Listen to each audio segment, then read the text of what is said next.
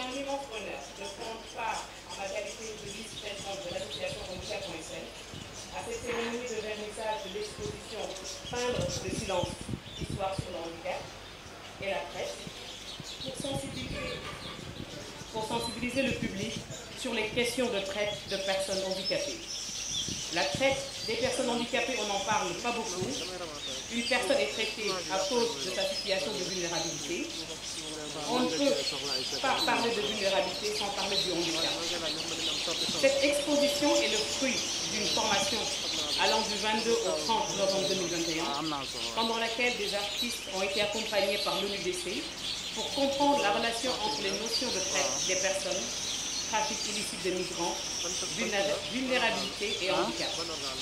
Dans le cadre de cette exposition, la photojournaliste Martha Moreira a guidé ses artistes dans l'application des notions de base afin de réaliser leur œuvre à travers des techniques mixtes de photographie et d'art plastique, permettant de garder l'anonymat des victimes. La majorité des histoires concernant des femmes ou des enfants victimes de la traite. Et en cette journée du 8 mars, pour parvenir à une égalité durable, il incombe à chacun de s'engager pour la promotion de cette et protection des droits des personnes handicapées, notamment femmes contre la traite. Selon le rapport mondial de l'ONUCD sur la traite des personnes, les femmes à hauteur de 46% et les filles 19% représentent 66% des victimes de traite détectées. Et lorsqu'il s'agit d'enfants victimes de traite, la plupart du temps, ce sont les proches, y compris les mères, qui sont les auteurs de traite. Souvent, à leur insu et celui des victimes, la quasi-totalité d'entre elles déclarent qu'elles ne savaient pas ce qu'elles subissaient était de la traite. L'accès à l'information et la parole constituent donc un enjeu majeur dans la lutte contre la traite des personnes. La photographie et l'art plastique sont les outils de communication très importants dans le cadre de la sensibilisation. L'association Handicap.sn remercie l'ONUDC, le système des Nations Unies, le Haut Commissariat des Nations Unies aux droits de l'homme, dans le cadre du projet PROMIS, protection des migrants, financé par le Royaume des Pays-Bas. Handicap.sn félicite en retour les artistes comme Bakary Diakité, Mamadou Ba, Hadi Touré, Nafissatou Diatta, Hadi Pouy, Mané Ndiaye, Boun Omar Ndiaye, Souleymane Fall, Baye Larigué, pour ces magnifiques créations artistiques. Vous êtes une fierté et un exemple pour les artistes en situation de handicap. Je ne saurais terminer mon allocution, c'est M. Hatim Tala qui parle, sans remercier les coordonnateurs et le leadership pour changer la vie des personnes handicapées. Et je profite de cette occasion, chère assistance, pour remercier Mme Aïssata Ba, M. Issa Saka et Martha Moreira pour leur engagement, leur disponibilité, leur réactivité pour la réussite de cet événement. Un grand merci à Mme Loman pour avoir accepté d'accueillir cette exposition dans ses locaux. Merci la presse sénégalaise et moi je vous remercie de votre attention. Monsieur le Président de Handicap.sn et sa vice-présidente que je salue également, Monsieur le Président de la Commission culturelle, Monsieur Bakary Diakité et Monsieur Issa Saka de l'UDC, et bien entendu notre très chère Aïssata Ba, que j'ai beaucoup de plaisir à retrouver aujourd'hui. Chère Martha, chers invités en vos rangs et qualités, je vous salue et je voudrais commencer par remercier très chaleureusement Handicap.sn à travers son président, leur vice-présidente, pour cette invitation qui me touche énormément. Je suis très contente et fière d'être ici en ce 8 mars, Journée internationale des droits de la femme, parce qu'on honore aussi une femme, Madame la conseillère. Je vous exprime toute mon admiration pour ce que vous faites. Vous êtes une battante et à travers vous, je sais que beaucoup de personnes puissent leur force et inspiration. Et vous avez organisé, monsieur le directeur, avec votre équipe, quelque chose que j'espère que le Sénégal suivra à la télé ce soir, demain, parce que vous montrez un autre visage de ces personnes, de nos compatriotes qui certes, j'aime même pas utiliser le mot handicap parce que c'est un mot tellement stigmatisé et on pense que ce sont des personnes à qui il manque quelque chose. C'est vrai, peut-être, mais je sais que s'il y a une chose que j'ai retenue de cette rencontre aujourd'hui, c'est que le handicap n'atteint pas le talent, le handicap ne cache pas le talent et au contraire le handicap peut même pousser, stimuler le talent. Et c'est ce que je vois aujourd'hui parce que vous avez tellement de talent qu'on gagnerait à rendre plus visible parce que franchement, je me sens inspirée. Je me sens inspirée et je pense qu'on a tous eu la chair de poule aujourd'hui en écoutant cette chanson.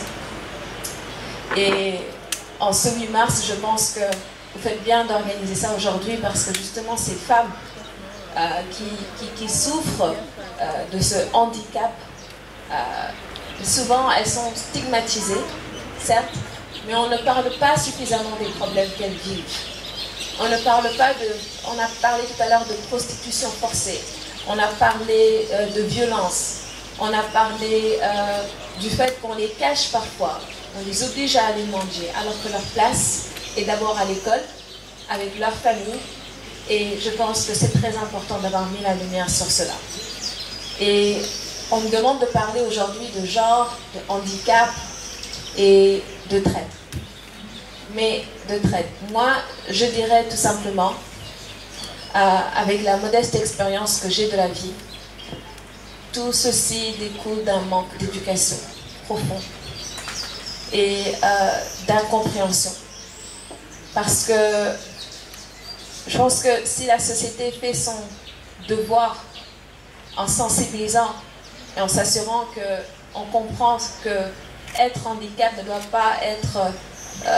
pas exclure, mais au contraire.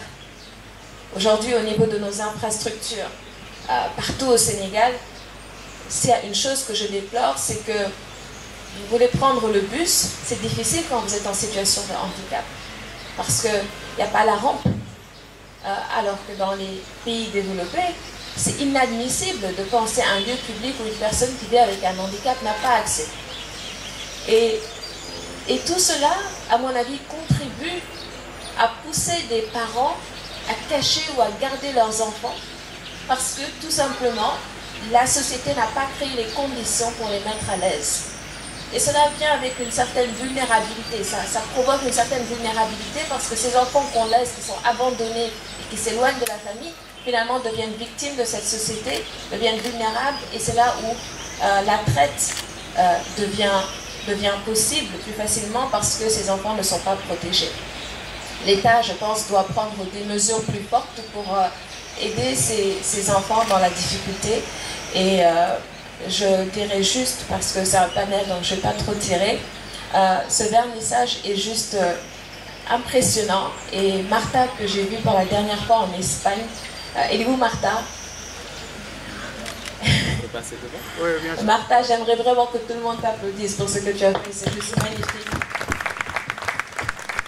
Juste magnifique. Mais je ne suis pas surprise parce que c'est une femme engagée qui fait de très belles choses. Et qui utilise son talent au service des autres. Donc je voudrais saluer son travail, saluer la beauté de ce film qu'on a regardé et vraiment transmettre mes encouragements. Monsieur Diakité, c'est magnifique ce que vous êtes en train de faire. Et en tout cas, j'espère que ce sera bien relayé. Sachez qu'on est de tout cœur avec vous, on croit en vous et n'oubliez pas que le Sénégal a besoin de vous. Et en tout cas, je sais que le meilleur est à venir et il y aura une prise de conscience, je pense, grâce à vous et il y aura beaucoup plus d'engagement de la part de tout un chacun. Voilà, merci beaucoup.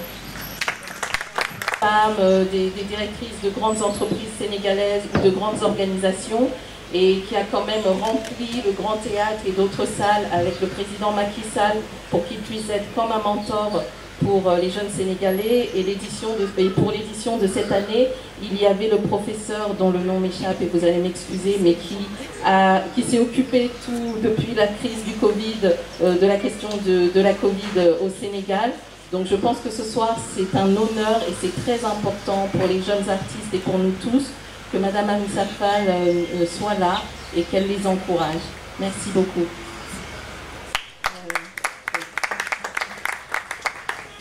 Alors maintenant, nous allons donner la parole à Issa Saka. J'espère que Madame Sarfal, vous pouvez rester un peu. Je sais que vous êtes attendue. Maintenant, Issa, sinon, on ne vous en veut pas du tout. Merci beaucoup. Issa Saka va prendre la parole au nom de ONUDC. Il est le chargé national de programme, le directeur national de programme pour les questions de traite des personnes et trafic illicite des migrants pour l'ONUDC au Sénégal et dans la région d'Afrique de l'Ouest et du Centre. Voilà, Issa, merci beaucoup.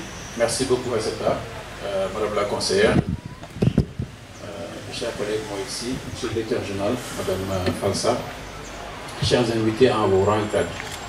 Alors, on m'a demandé de faire une présentation sur les concepts de base liés à la traite des personnes et au trafic illicite des migrants. Mais je pense que je vais insister sur la question de la traite des personnes, puisque c'est vraiment l'objet de la rencontre. Alors, comme le disait le directeur général, on parle de la traite des personnes, mais il faut d'abord comprendre que l'ONUDC est le gardien de la Convention des Nations Unies contre la criminalité transnationale organisée. C'est la Convention qui dispose de 3 protocoles additionnels, donc un qui définit la traite des personnes, un second qui aborde la question du trafic illicite des migrants, et un troisième qui aborde la question des armes légères et des munitions.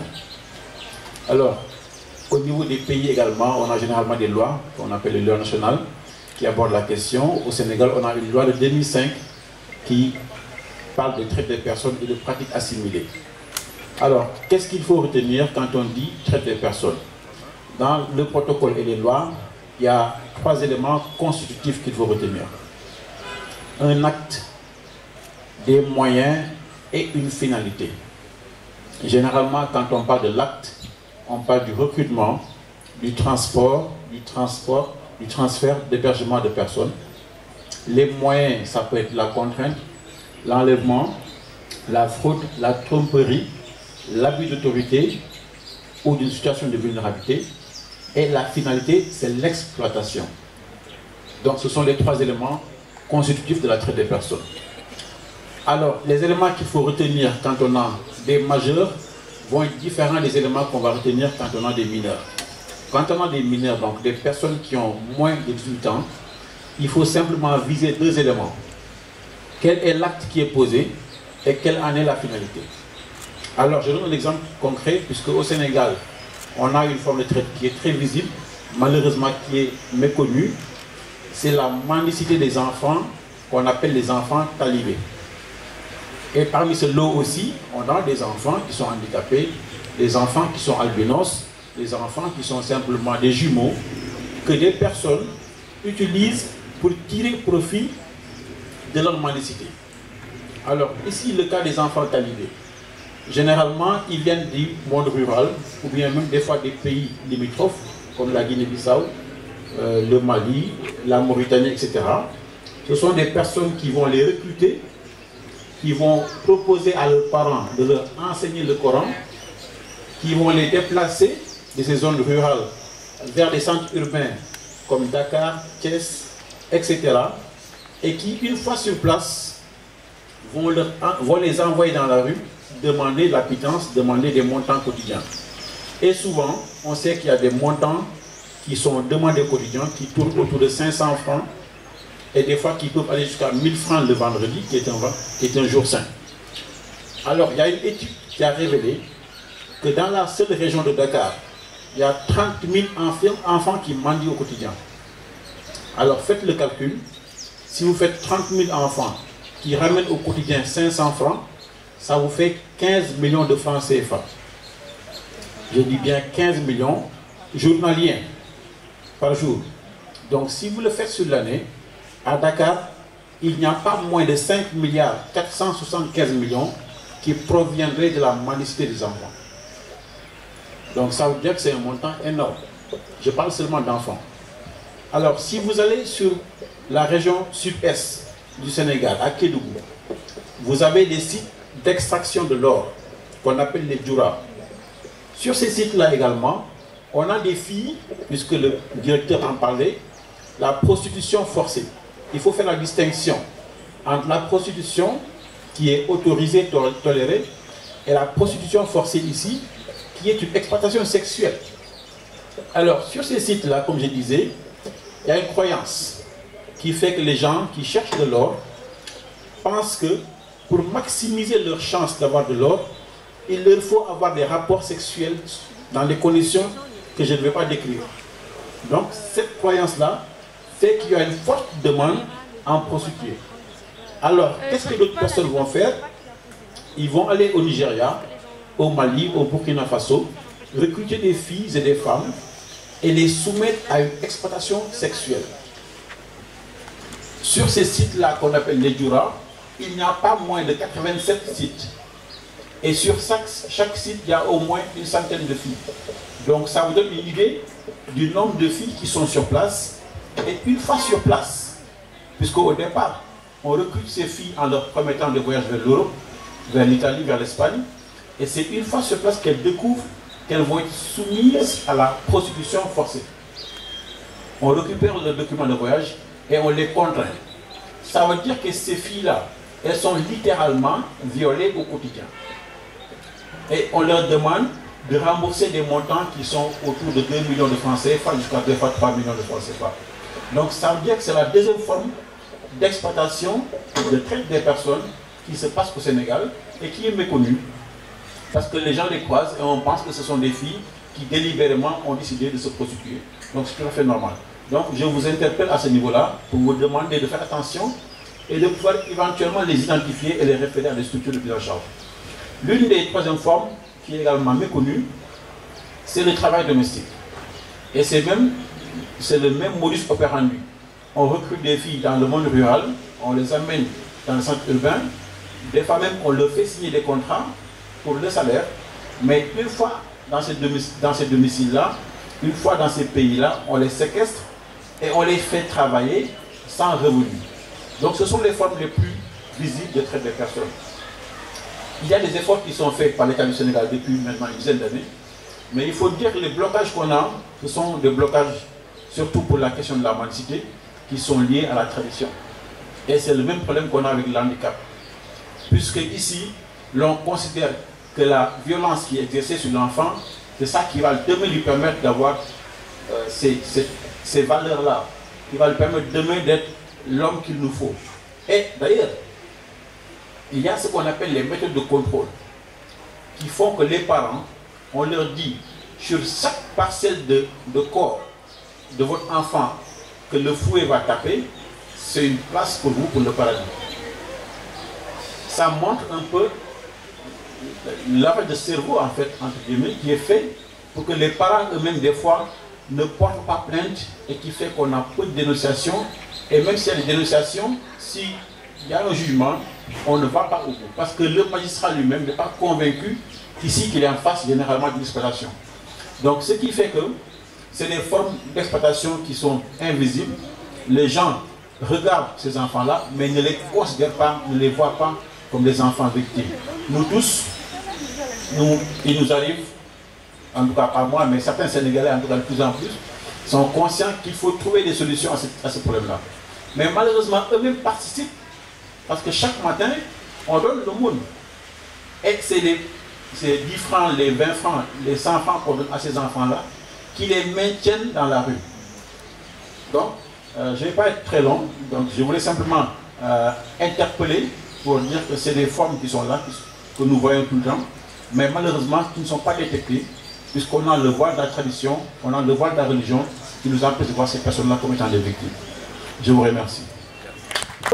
Madame la conseillère spéciale, monsieur le directeur de l'ONUDC, mesdames, messieurs en vos rangs et qualités, et surtout mesdames, messieurs les artistes, madame Asrita-Fall, vraiment, il m'a été demandé de parler de genre, traite et handicap. Mais permettez-moi avant de dire merci aux artistes. Je dois dire que je suis arrivée tout à l'heure, un petit peu avant qu'on commence, et j'ai eu le temps de faire un tour et de regarder vos œuvres. Elles m'ont beaucoup, beaucoup, beaucoup touchée. Le titre aussi de l'exposition résonne beaucoup, et je pense que c'est peut-être le fil conducteur d'une partie de cette soirée. C'est lever le voile, briser le silence, porter la voix. Au niveau du Haut Commissariat des Nations Unies pour les droits de l'homme, juste pour le mentionner, notre leitmotiv, c'est vraiment donner la parole aux sans-voix. Et on sait que pour faire le lien avec mon petit exposé d'aujourd'hui, la question du handicap est passée sous silence tous les jours. La question des femmes handicapées est encore plus passée sous silence. S'il est vrai qu'on a fait des efforts, nous avons eu par exemple la Convention sur la protection des personnes handicapées en 2006, mais il y a tant à faire. Il y a tant à faire. La question de la femme handicapée, ou vivant avec un handicap, si je dois utiliser la terminologie consacrée, vraiment je pense qu'il nous faut la penser comme un millefeuille. C'est peut-être vu un peu comme une manière de décrire un peu légèrement. Mais quand je dis un millefeuille, je le pense très sincèrement que c'est un bon modèle pour mieux comprendre la situation. On parle de quoi? On parle d'une succession de vulnérabilités. Nous partons d'un système où un groupe vit déjà dans une situation de vulnérabilité, les personnes vivant avec un handicap. Dans ce groupe-là, qui n'est pas homogène, nous avons la couche ensuite des femmes vivant avec un handicap. Ce que je voudrais aussi vous interpeller sur ce point-là, vous interpeller, mais aussi nous interpeller comme famille des Nations Unies, c'est aussi de rajouter une nuance encore. Les femmes vivant avec un handicap ne sont pas non plus un groupe homogène. Dans ce groupe-là, nous avons certaines qui ont des vulnérabilités particulières. Nous avons certaines qui vivent dans l'extrême pauvreté, ce qui touche un grand nombre de femmes vivant avec un handicap. Nous en avons certaines qui sont discriminées aussi pour d'autres raisons, que ce soit pour la religion, que ce soit pour l'orientation sexuelle, que ce soit quel que soit l'élément, on racouche une couche. Mais nous avons aussi celles qui sont victimes de la traite, et c'est aussi une couche du millefeuille à laquelle je pense qu'il nous faut penser. Pour moi, aujourd'hui, c'est la journée internationale des droits des femmes. Alors je dois vous dire, depuis ce matin, les messages n'arrêtent pas, il y a toute l'organisation de toutes les célébrations, c'est important. Mais c'est une journée de réflexion, et cette activité qui est une activité artistique nous rappelle que l'art est un des modes d'expression pour discuter de ces questions essentielles qui nous ramènent au droit. La question du droit de chacun d'exister et de participer à la vie de la cité, c'est aussi ça la question qui se pose lorsque nous parlons du handicap. C'est vrai qu'aujourd'hui, il est indéniable qu'au Sénégal, comme ailleurs, les personnes handicapées ne sont qu'à moitié, ou qu'au quart, je ne sais même pas quel pourcentage dire, partie de la cité. On ne les voit pas dans les instances de décision, à part des exceptions, bien entendu. On ne les voit pas dans la rue. Issa disait tout à l'heure à quel point les familles les cachent pour lutter contre cette stigmatisation qui ne touche pas seulement la personne, mais aussi son environnement. Je ne pourrais pas parler du Sénégal et je m'en garderai bien, mais dans mon pays, je suis plus africaine que vous, je suis haïtienne.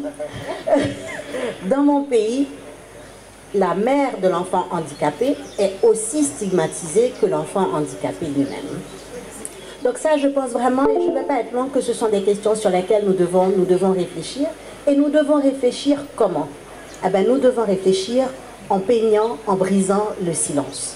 Nous devons réfléchir en portant la voix. Portant la voix en créant des espaces comme aujourd'hui, mais portant la voix aussi en appuyant, et ça c'est ma conviction de défenseur de droits humains, en appuyant les personnes travaillant sur la protection des droits des personnes handicapées et les personnes vivant avec un handicap avant tout. Donc, je ne sais pas si on aura l'occasion d'échanger, j'espère, pendant cette soirée. Je crois que je vais m'arrêter là. Aïssata. Merci, cher Moetsi du Châtelier. Donc, la conseillère régionale genre du Haut Commissariat des Nations Unies aux droits de l'homme. Et c'est un grand honneur aussi de la voir ce soir pour qu'elle nous éclaire sur les questions de genre et surtout sur les questions de droits des personnes. Car on le rappelle, dans chaque initiative des Nations Unies, et j'ai envie de dire dans chaque initiative qui se fait dans le monde pour les personnes et notamment pour l'égalité homme-femme, il est très important d'avoir la notion des droits en tête. Merci. Alors maintenant, désolée pour cette petite coupure, mais c'était parce que nous essayons de connecter notre collègue Martin Emy, qui n'a pas pu être avec nous ce soir. Il est à Vienne, au siège de l'Office des Nations Unies contre la drogue et le crime. Et il va nous présenter brièvement un nouveau rapport qui est sorti, qui s'appelle « Maltraité et négligé », traduit de l'anglais « Abused and Neglected ». Donc « Maltraité et négligé », c'est un nouveau rapport de l'Office des Nations Unies contre la drogue et le crime qui présente la perspective genre sur les questions de traite. De handicap.sn, je te lève mon mousseau parce que Khadim, on se retrouve dans beaucoup de causes nobles, dans beaucoup de combats, surtout ces temps-ci, ça n'arrête pas. Et je suis très fière d'œuvrer à tes côtés, d'œuvrer avec toi. Et je salue en même temps toute l'assistance, ainsi que les femmes en situation de handicap qui sont là. Je vous rends un vibrant hommage en ce jour solennel. Je ne célèbre pas le 8 mars, je le commémore, mais je préfère commémorer le 7 mars, Talatainder, où d'autres femmes sont mortes pour d'autres causes. Mes chères sœurs, je voudrais vous souhaiter tout le bonheur, vous encourager d'abord parce que le chemin est épineux, le chemin est tortueux, le chemin est tout simplement grave pour nous, de notre naissance jusqu'à maintenant. C'est pourquoi j'ai beaucoup de plaisir à être là et c'est un honneur pour moi d'être avec vous tous pour parler de ces violences et trouver ensemble certaines perspectives.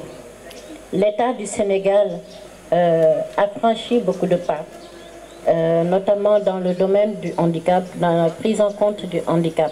Des pas ont été franchis, mais il reste encore beaucoup de trous à faire ensemble. Et j'espère que nous les ferons ensemble. Peindre le silence. Aïssata, je reviens encore pour parler de ça. J'ai eu l'honneur de présider le lancement de ce concept-là, le lancement de la formation. Et ça m'a beaucoup ému. Peindre le silence, c'est faire parler l'art. N'est-ce pas l'art dans le sang? C'est faire parler l'art. Faire parler l'art par des personnes qui n'ont pas la voix ou tout simplement qui ne peuvent pas la porter.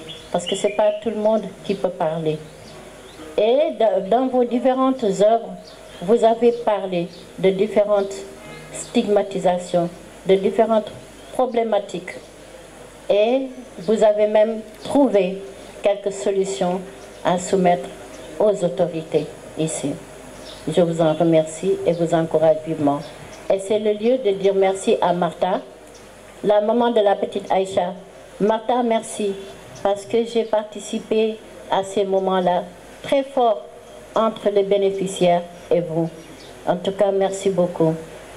Concernant le sujet qui nous réunit, peindre le silence, oui, mais la traite des personnes. Issa, quand vous parliez tout à l'heure, je me suis retrouvée des années en arrière. J'ai travaillé un moment à l'ONUDC, un moment à CDH, où j'ai connu tout le monde là-bas. Et ça a été poignant, les enquêtes que nous faisions. La migration, comme on dit, la traite des enfants, nous a conduits dans beaucoup de pays dans la sous-région. Et ce que les États de l'UEMOA n'ont pas intégré, à mon avis, c'est comment contrôler la traite.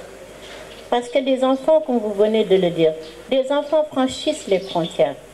Et parmi eux, il y a énormément d'enfants en situation de handicap. Et vous savez pourquoi? Parce que nous avons ces représentations qui viennent du Moyen-Âge, excusez-moi du terme, nul et con, qui disent que avoir des relations consenties ou pas avec une personne en situation de handicap vierge vous ouvre l'opulence, les portes de l'opulence, vous donne du pouvoir, vous donne ceci et cela. Et pourtant, les familles n'ont rien. Les mamans qui ont mis au monde ces enfants peinent à nourrir leur famille. Rien qu'à penser à cela, on doit se dire que c'est tout simplement de la violence. Ça n'a rien de pratique, ça n'a rien de religieux. Et en peignant le silence, vous avez montré cela, cette traite-là, qui est encore ici, qui perdure. Les gens, ils le cachent. Et c'est pour ça que nous voulons, encore une fois, je vous le demande, il faut parler, il faut signaler. Nous sommes là pour ça. Il y a beaucoup de situations que nous-mêmes, moi-même, je règle dans la circulation. Parce que quelquefois, je fais des maraudes. Et ce n'est pas facile, les maraudes. Nous sortons les enfants de la rue, en général. Mais en particulier, il y a ces jeunes déficients intellectuels qui sont tout doucement rejetés de leur famille. Ils les sortent, ils ferment la porte. Après, on déclare que l'enfant a disparu. Alors que l'enfant a été tout bonnement et simplement sorti de sa famille. Il y a beaucoup de situations de ce genre que nous avons résolues. Mais ça perdure parce qu'ils peinent à s'occuper de cette famille. Tout à l'heure, la pièce de théâtre a failli me faire pleurer. La fille qui représentait la personne en situation de handicap aurait dû être une déficiente intellectuelle. Parce que ça continue avec ces femmes-là. Elles sont dehors, elles sont victimes de viols collectifs. Elles sont enceintes, elles sont violées.